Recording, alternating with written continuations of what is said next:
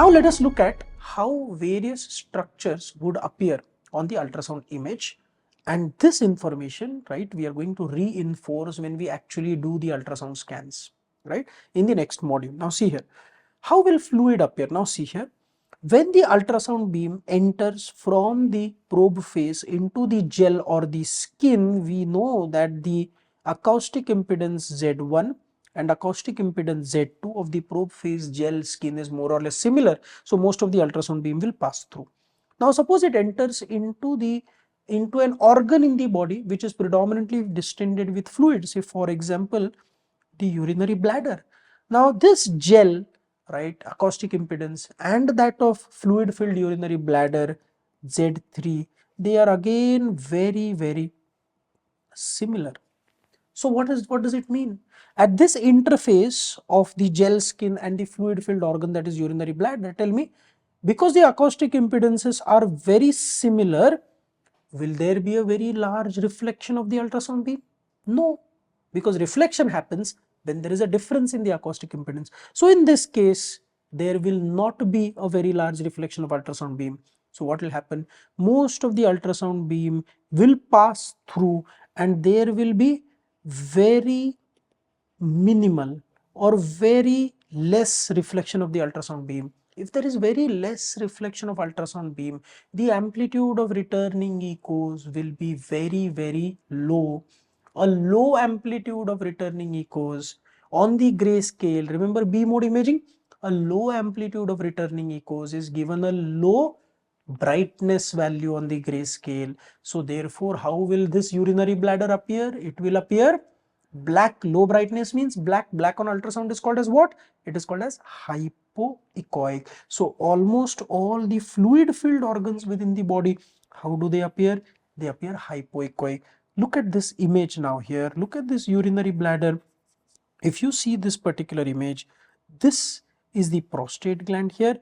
Look at this urinary bladder. How is it appearing? It is appearing black. Black on ultrasound is called hypoechoic. This is the reason why it appears hypoechoic. Did you get that?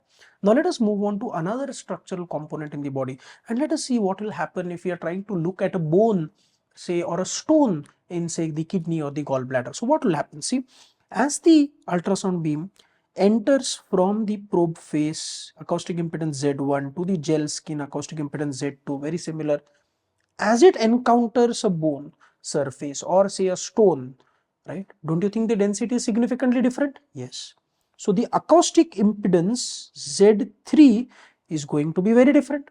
So this acoustic impedance, right, so of this particular tissue, bones, is Z3 is very different. Because there is a big change in the acoustic impedance, can you tell me what will happen to this ultrasound beam? Will it get reflected back? Yes, very large change in acoustic impedance. So very large reflection. So almost entirely, say 100% reflection of the ultrasound beam will happen back. If the ultrasound beam is completely reflected back, what will be the amplitude of returning echoes? The amplitude of returning echoes will be very high amplitude. High amplitude of returning echoes on the gray scale will be plotted on the top, and we know what brightness will it be given? It will be given high brightness, means white appearance. White appearance on ultrasound imaging is called as what? It is called hyperechoic. But there is a peculiarity there. There is going to be a posterior shadow. Look at this image now. See, I'll tell you what is happening. This is the kidney, see. So this is the kidney here. This is the cortex. This is the medulla, and as we look at this hyperechoic area with a shadow, can you see that shadow behind? What has happened here is that when a pulse of ultrasound hits this surface of the calculus, because of the large change in the acoustic impedance, it is completely reflected back. So there is a 100% reflection back. So what happens because of this 100% reflection? Amplitude of returning echoes is high, high brightness is given, so the stone appears hyperechoic. But because there is a 100% reflection of the ultrasound beam back, the machine just doesn't know what lies beyond this point. So can it create an image of this area? No. So therefore it appears as black, and to us, to our eyes, it looks like a shadow. So this is what is called as hyperechoic with a posterior shadow. This is how bones, this is how calculi, stones in any of the organs would appear. Now let us come to the appearance of air. Now see what happens here. Now this probe phase has an acoustic impedance Z1 which is similar to the acoustic impedance Z2 of this gel and skin. We have already seen that. Now air has a very different density, low density, very different. So it will have an acoustic impedance Z3. There is a big difference between the density of Z2 and Z3. Because of this big difference, again what will happen, that most of this ultrasound beam will get reflected back, very low amount will get transmitted. So very low amount of, or very less amount of the ultrasound beam is transmitted, but most of it is reflected back. Because most of it is reflected back, what will happen?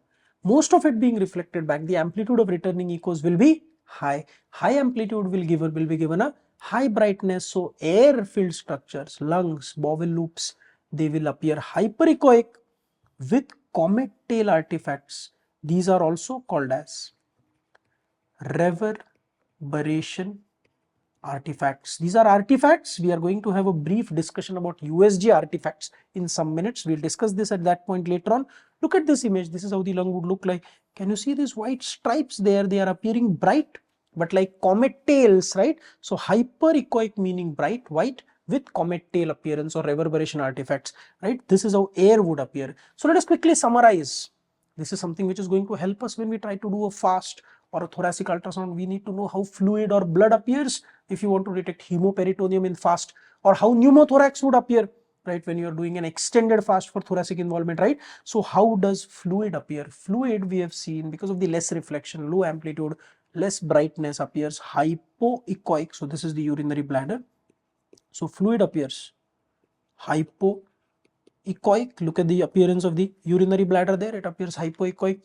Bone or calculus, we have seen, it appears hyperechoic, that is bright, but with a posterior shadow. Look at this kidney, there is a calculus there, hyperechoic, and there is a shadow which is seen behind it.